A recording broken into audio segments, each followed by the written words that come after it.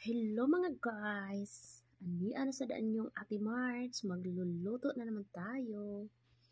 Sa di pa ta magsugod guys, please like, share, subscribe para sa atong mga sunod nga mga upload. So, let's go guys!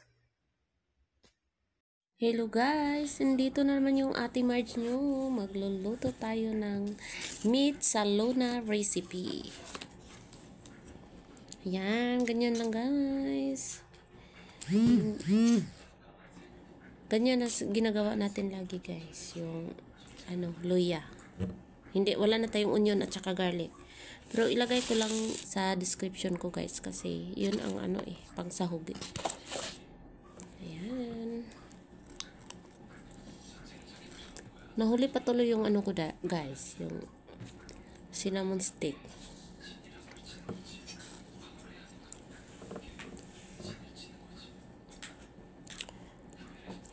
Ayan, ganyan lang siya guys. Sa totoo lang guys, hindi kami kumakain ng guys, pero tikim-tikim konti guys. Yung kinakatakutan ko guys, yung ulo ba guys? Kasi may ulo doon sa rib guys. Natatakot ako pag paluto guys, Diyos ko. May ulo, nakakatakot guys. Oh my God. Ano nga ako magtikim ng ganun guys na laham guys. Paano na kaya yung ulo? May gana pa kaya akong tumikim doon guys? Hindi kaya natatakot ako doon guys. Ayan yung mga sahog guys ha. Ilagay ko lang sa description guys para masunod naman sa mga ibang gustong matutong magluto sa mga Arabic food.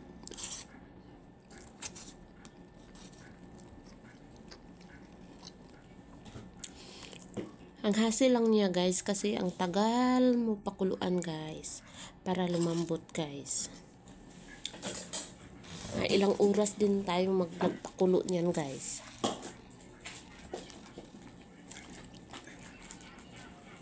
Ayan, na siya guys, malambot na siya guys kasi yung natapos siya guys, nangalaglag na sa buto eh.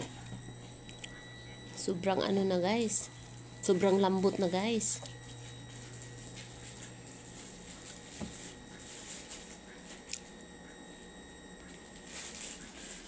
Ganyan, ilagay na natin yung carrots at saka yung potato guys.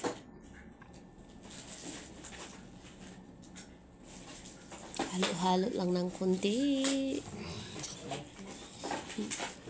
Yung paghalo-halo, yung kasamang jumikos ba guys. Alam nyo na siguro. Yan, maghintay na tayo. Malapit yan guys, alam nyo ba, ang tagal, ilang oras ko yan pinakuluan guys. Sobra, kaya hindi na ako nakapag video sa haris ko na niluluto kanina. Ayan, kusa yan guys, kusa. Yung parang anak ng kalabasa guys, ganon. Anak yan ng kalabasa guys. Yan, kusa dito guys. Kusa man, kusa.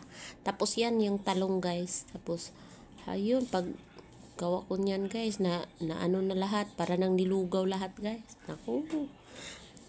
Kasi yung talong guys, na siya, pirito na siya galing sa guys. Tapos sa freezer. Pinirito na yan. Ganyan. Naubos na yung sabaw guys kasi sa kakapakulo guys. Ganyan lang talaga guys. Tagal-tagal pa tong guys kasi Ramadan. Tagal-tagal pa tong matapos yung Ramadan. April 11. Ganyan, patapos na yan guys. Naglagay na tayo ng coriander guys.